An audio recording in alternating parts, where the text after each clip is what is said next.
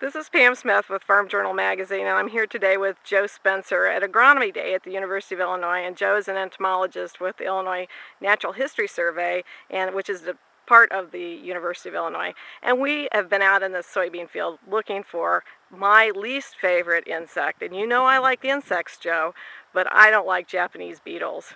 But you tell me that their incidence is low this year, right? Yeah, the Japanese beetle abundance is really low this year, and I think one of the factors contributing to this is that we had a rather cold winter, and the beetles are much less common here in east central Illinois, although I've heard a number of reports today about high beetles still being found in northern parts of the state, and Andy Morehouse, who's sampling these insects, has one sample from Montgomery County where in 50 sweeps he had 1,100 Japanese beetles. Whoa. So if you're in the right spot, they're abundant. If you're lucky, they're not abundant.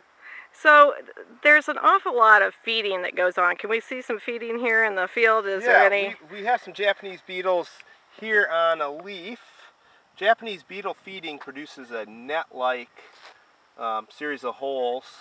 This particular beetle has just started feeding on this leaf.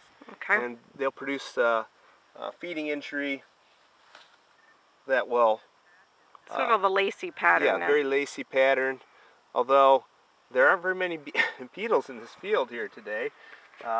One of the things Japanese beetles like to do, though, when they feed is when you get one Japanese beetle, you'll get more than one.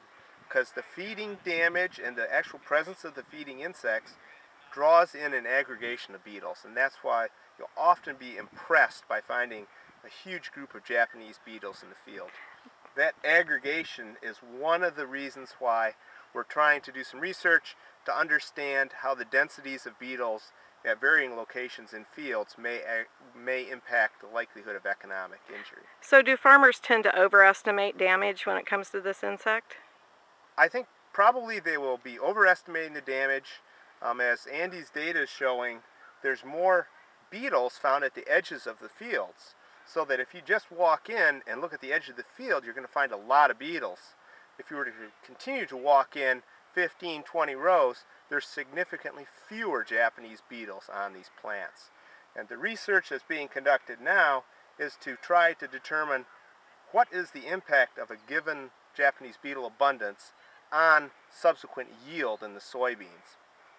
Once those data can be correlated with yield, we can get a better feeling for whether or not abundance that we see is actually causing yield loss, and whether perhaps we can avoid treating entire fields for Japanese beetles and maybe just treat along the edges of the fields. Okay, thanks, Joe.